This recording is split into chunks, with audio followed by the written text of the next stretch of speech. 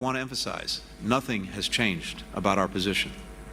And I hope very much that Beijing will not manufacture a crisis or seek a pretext to increase its aggressive military activity.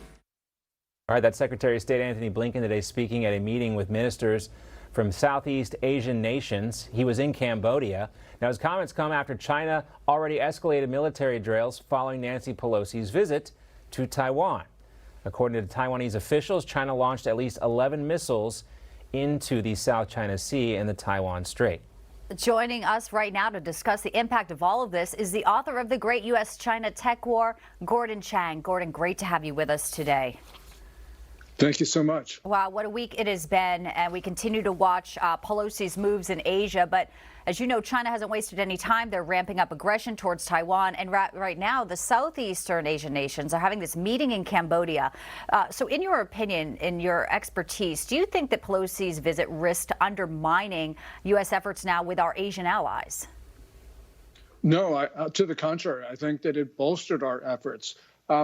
If the speaker didn't go to Taiwan, she would have legitimized the worst elements in the Chinese political system by showing everybody else that threats of intimidation work against the United States. The Biden posture has been extraordinarily weak. When the president told reporters on July 20 that the Pentagon didn't think it was a good idea, what happened is that Beijing then just ramped up the threats. And I think that's the inevitable consequence of the president's comments.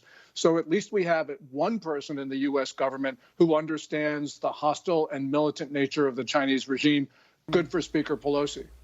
And also in that kind of same vein, Gordon, you know, I know it's just still so soon after her trip there, but the response from China, even these missiles that they fired off, doesn't necessarily match the rhetoric before her visit. And has, China been exposed in this? Are they the paper tiger that they have often been made out to be as a result of what we learned so far?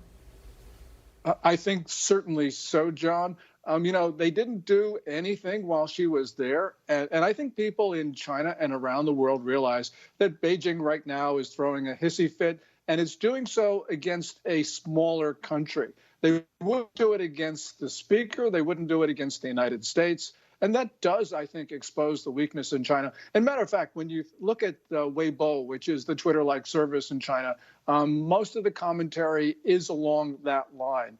And also there's a strong strain of thought in China right now that this was the wrong thing for China to do because China shouldn't be picking fights. So you get all sorts of views that don't really support Xi Jinping's hostile diplomacy.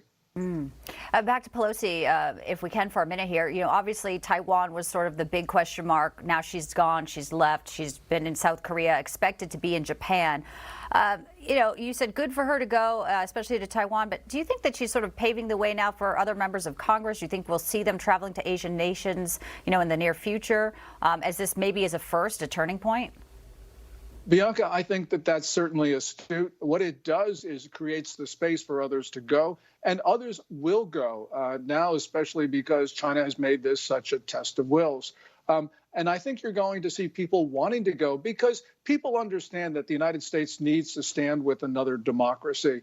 And although the president may not think that, although the Secretary of State issues these milquetoast comments, most American politicians basically see that we need to have a more robust posture.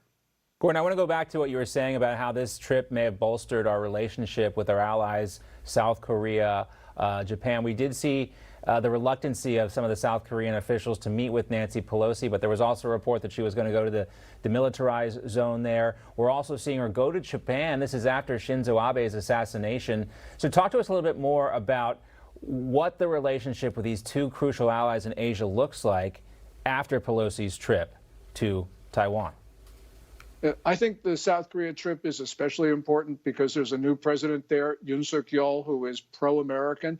This comes after 5 years of a deeply anti-American, pro-China, pro-North Korea President Moon Jae-in.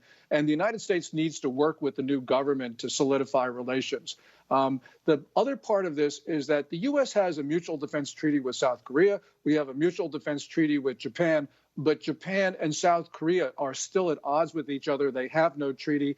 And by going to both capitals, what the United States is doing with the Pelosi trip, as it's done with other trips, is really try to knit that relationship between Tokyo and Seoul. This is critical for us because we need our allies to work together, especially in the face of such hostile Chinese threats. Hey guys, it's Rob Carson.